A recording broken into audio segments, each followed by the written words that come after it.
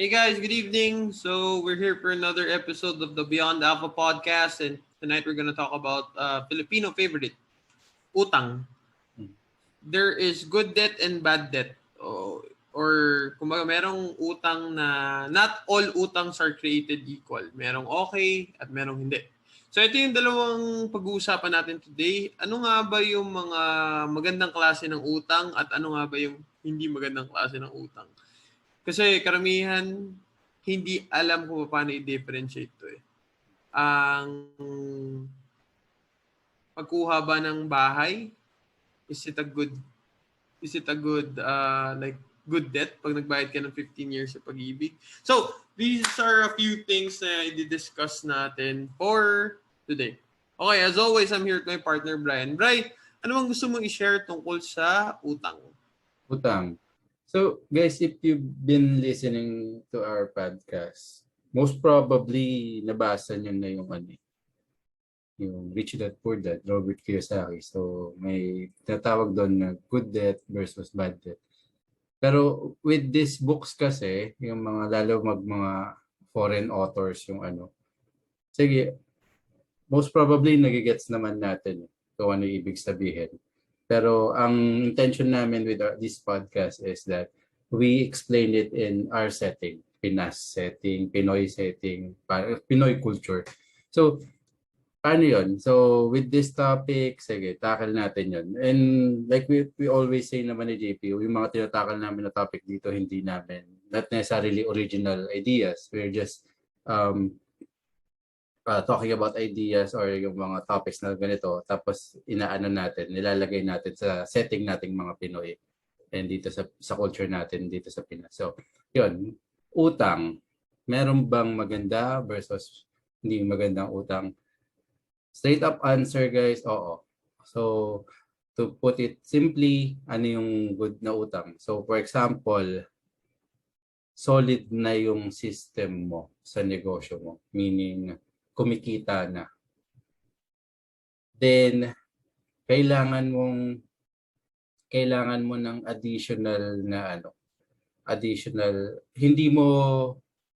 additional products or additional inventory, pero kulang pa yung nasisave mo. Kumbaga wala ka pang pangpuno to order that to order that inventory.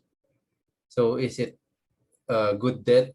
Mangutang ka para mapunan yung inventory kasi sureball ka, in a way mataas yung probability mo or confident ka na mabebenta mo naman or mapapagalaw or mapapaikot mo kagad yung produkto. So that's a good example of good debt, swabing utang. So ano yung bad na utang? Hindi maganda. So for example, mag-birthday ka. We're not saying na wag mo i-celebrate yung birthday mo. Pero yung mag-celebrate ka ng birthday mo na magarbo, tapos ipapangutang mo, yun, that's a bad example of an utang.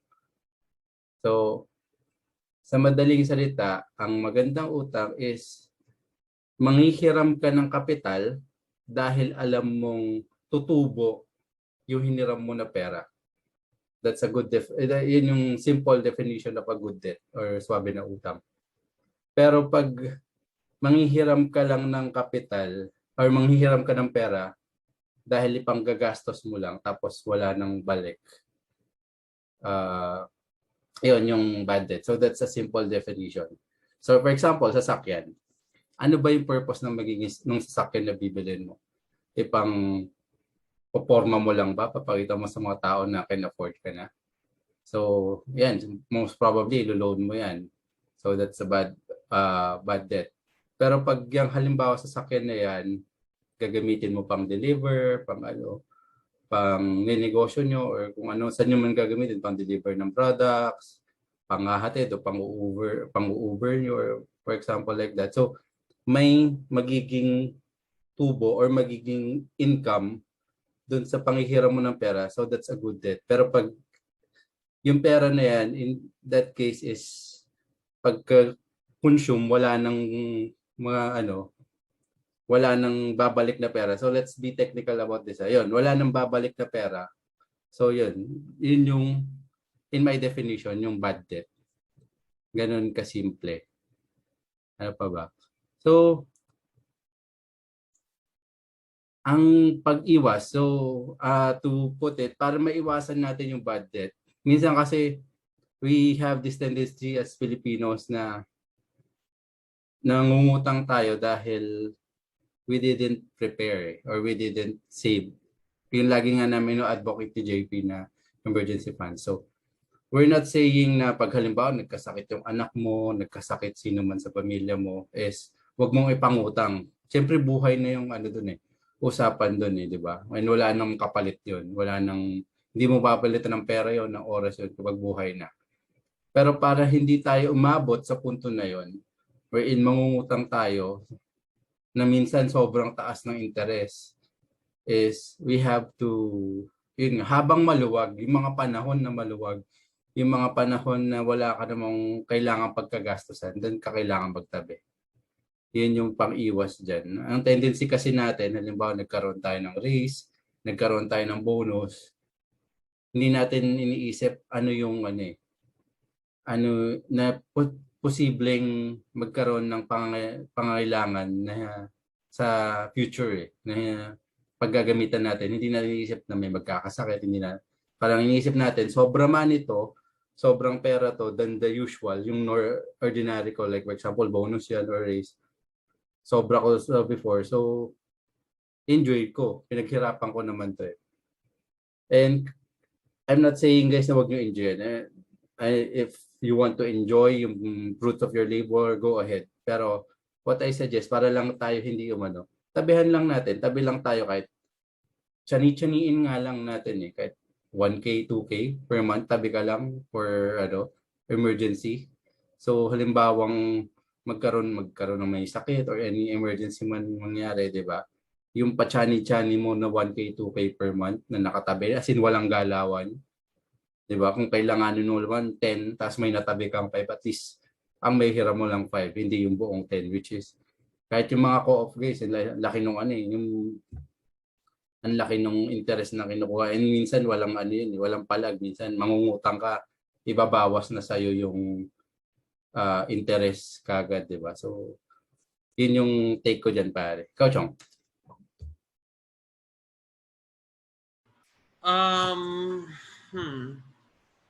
Good debt, bad debt. Usually, sasabihin ng mga businessmen kapag nagbasa kayo ng book, nanood kayo ng YouTube is okay umutang kapag i-expand mo yung business mo. Gagamitin mo siya to generate money. Okay. Yun yung parang pinupush nila okay. Kasi yung mga businessmen, nagle-leverage sila ng mga loans sa bangko para pang-infuse sa mga sa mga businesses nila. Okay, so of course, itong podcast na to is people who are trying to get at that level, people who are trying to improve. Like personally, I wouldn't say that there is any good debt at the current struggling ka na tao. Kasi if, first of all, hindi ka afloat. Kunyari, may employee ka, meron kang golden idea, wala kang cash, good ba na mangutang ka? I wouldn't say good siya kasi anyway, parang ganito, dito ako nanggagaling I was under the assumption dati na pera ang gumagawa ng pera. Kailangan mo ng pera para gumawa ng pera. Which is, na-prove ko lately sa buhay ko, sa mga nangyari like recently in the past few years. Totoo, kailangan mo ng pera to start a business. Pero hindi malaki yung perang yun. Ang misconception kasi, kumbaga kailangan mo ng milyon para kumita ng milyon. Yun medyo malayo sa katotohanan yun. Hindi ako sumasang-ayon dun. So, ewan ko, based from experience ko lang to. Bakit ko din-discourage na umutang ang mga tao, especially for business?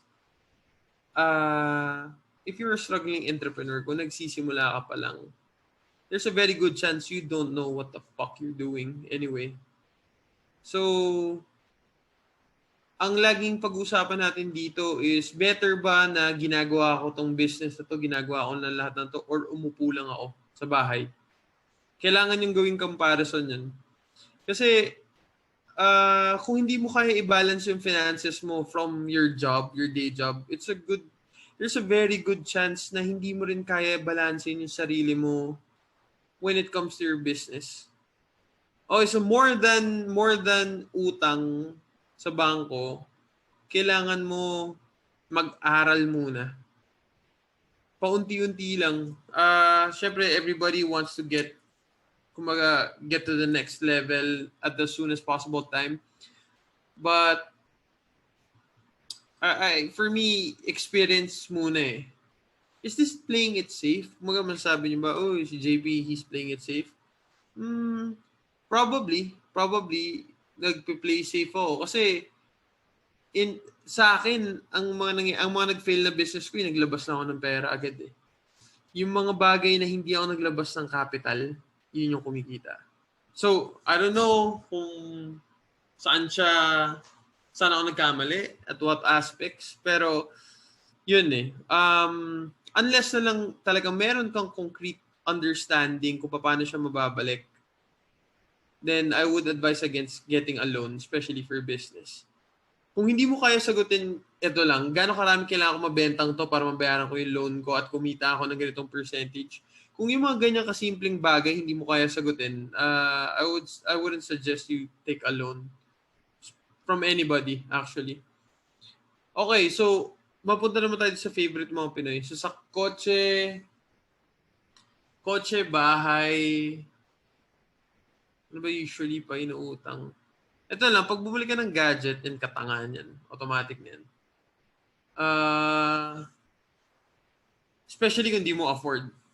Kasi, like kunyari, bumili ka ng sasakyan, bagong trabaho ka, bayad ka ng 10, 12,000 every month, sahod mo 30,000. Yun na lang, common sense na yun. Yun ang kailangan masyadong i-dive yun. Pero, ang kotse ba is always a bad investment? I wouldn't say so. Kasi if nakakatipid ka ng oras sa travel time mo, like significantly 1 hour, 30 minutes, nakapagpahinga ka sa sasakyan, para sa akin, hindi siya sayang eh. Kasi yung lahat ng expenses mo, lahat ng pinagkakautangan mo, kailangan, para ma-consider siya as good debt, kailangan meron siya nabibigay sa'yo greater than kung ano yung sinasacrifice mo. Which is, ano ba sinasacrifice mo dyan? Pera. Pero, kunyari, nagko-commute ka, gumagastos ka 5,000, 6,000 sa isang buwan. Pag nagkotse ka, madodoble. Sabihin natin, 12,000 plus gas, 15,000. Pero if it gets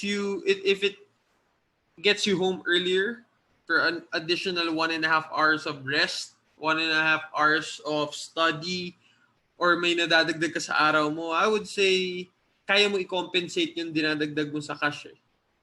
Pero, kunyari, ang thinking is, hindi, kotse, naiintindihan ko bakit lahat ng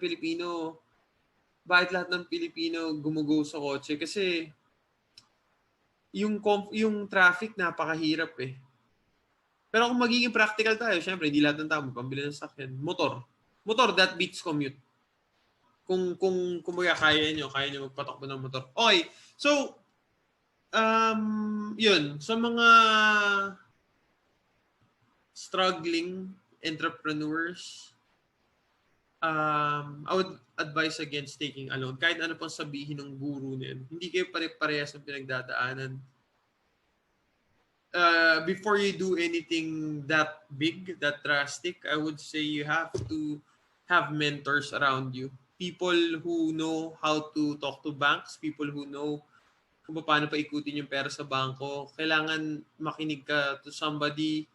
Kasi we want to make business as less painful as possible. So kailangan natin maghanap ng mga references, kailangan natin mag-aral, and bet small lang. Bet small sa maraming bagay. Tapos, saka kayo mag-isip ng scalability. Pero kung scalability, hindi nyo pa alam kung ano ibig sabihin nun, yun nga, hindi pa kayo pwede umutang. Kumbaga, may step-by-step things to na dapat matutunan. lahat ng tao ngayon, they have this impression that meron silang golden idea, especially ngayon COVID. Don't be that person. Kasi you could have a million ideas na feeling nyo magiging, kumaga, bestseller. Pero if you haven't put in the work, wala talaga yung case para i-prove na kaya nyo. Diba? So, rather than utang ka, invest mo sa business, I would say if you're gonna take a loan, take it to take a class or to go to school or to learn something. Yun. Kasi anything na value adding sa'yo sa knowledge mo, I would say that would be an investment. So, kumaga, magandang utang ako. Kunyari, wala akong tuition fee sa school kasi nagtatrabaho ko, sinusupport ko family ko. Pero gusto ko matutunan tong bagong skill na to, utang kaya muna ako sa credit card. Example sa akin yan. Kasi ang ROI niyan, nasa dulo hindi mo maka-quantify kung gaano kalaki yung ROI niyan.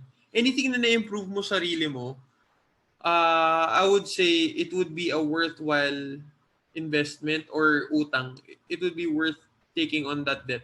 Okay, so medyo maba. Kasi yun nga, itong utang talaga, hindi ko alam magandang topic to. Maraming dadaanan Siguro gusto rin idagdag next time yung savings sa bangko. Medyo related yan sa utang. Kasi ako, ang bangko talaga, sorry, isisingit ko lang, pero pwede ito for next episode. Next topic natin. Yung savings nyo, I'd rather na may utang ka sa bangko kaysa may savings ka sa bangko. Yung savings, hindi yan mabuting bagay. Hindi yan, na-advertise siya as something good. Pero pag nasa bangko pera nyo, that's not something good. Yun. Okay, so that's it for me. Salamat sa time. Ray, you wanna add anything else? Yun lang guys. So like what we always do, we invite you guys kung ano yung take nyo that dito with regards to good debt, bad debt, or utang in general. Drop us a comments, message or anything, diba? Tapos let's talk about it. Or any topic na gusto nyo na tackle natin, let us know through comments din. That's it. Website www.imbnalpha.com, socials, YouTube channel, yung podcast directories, check nyo na lang sa description box and sa overlays. Thank you and see you next episode.